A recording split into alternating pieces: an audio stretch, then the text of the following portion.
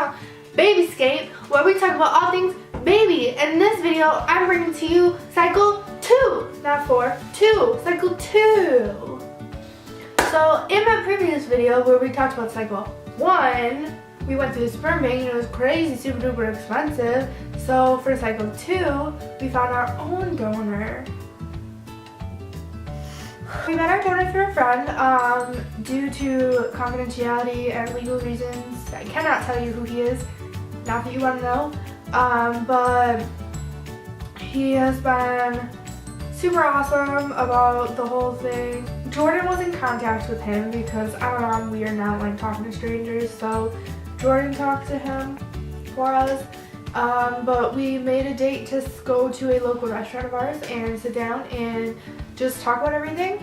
And I brought with me a bunch of medical papers so I could ask him questions about like his medical history and like is he on drugs basically, STD testing, things of that nature. All the important mumbo jumbo, as well as a known donor contract so that he could not try to claim any child that would become of this as his own, and we could not legally come after him for any child that was born. He went ahead and went and got tested so that we could make sure he was STD free, just because he had had partners recently and not had been tested since then. So we went ahead and got him tested, so we knew he was clean bill of health. And then we were able to go get the contract signed pretty quickly as well, so that we were all clear, which was really good because I actually ovulated pretty quickly after we met him. So we need to like get the ball rolling, you know what I mean? I was taking ovulation tests at that point, so I got a positive ovulation test pretty quickly after all of this happened, so this all moved really fast.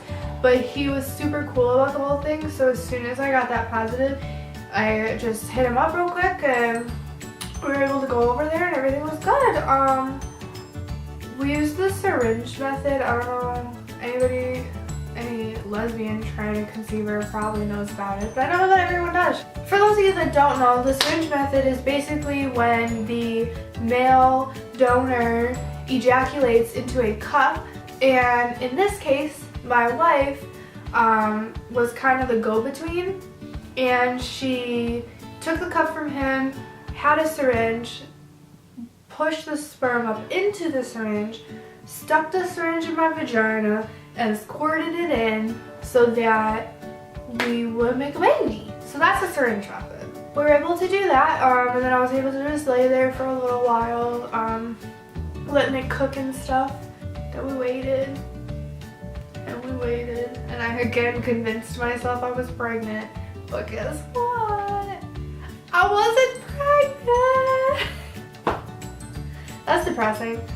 I didn't get pregnant that cycle either, but that's okay because it takes a lot of women a long time to get pregnant, and it just so happens that when you're trying to get pregnant, it's even harder to get pregnant, which I feel like makes no effing sense because you're hitting your ovulation date, you're for sure having sperm and egg meet, and you're still not getting pregnant. What is up with that?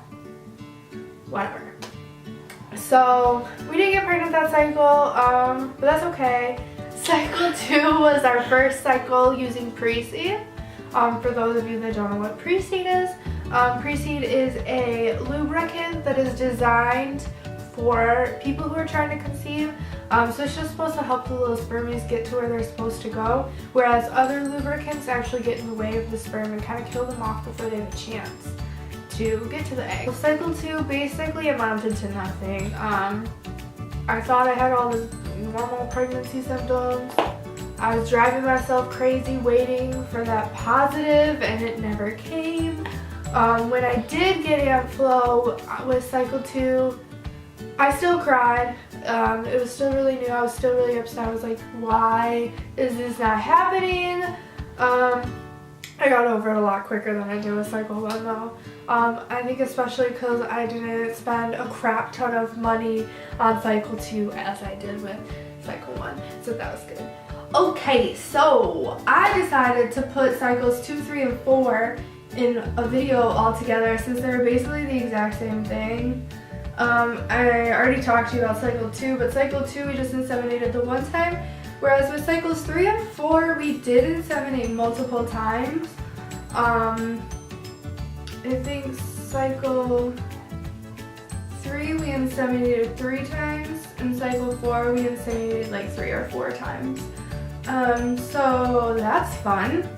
It wasn't fun, I hated it. Cycle 3, the only difference was that we decided to inseminate more than one time, just to try to give us a better chance to have more spermies in there. Cycle 4 we tried multiple times, but cycle 4 was really weird because cycle 4 was only an 18-day cycle for me.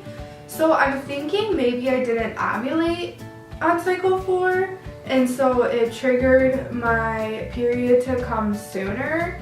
Because I have never had a cycle. I lied, I had a cycle that short one other time, and it completely surprised me, but that was before we were trying to conceive. And I'm thinking that when that happens, maybe it just means I'm not ovulating. I don't know. Is that a thing? Tell me if that's a thing, because that's just what it feels like to me. So cycles 2, 3, and 4 sucked and nothing happened. I again would try to convince myself that I had symptoms when I didn't.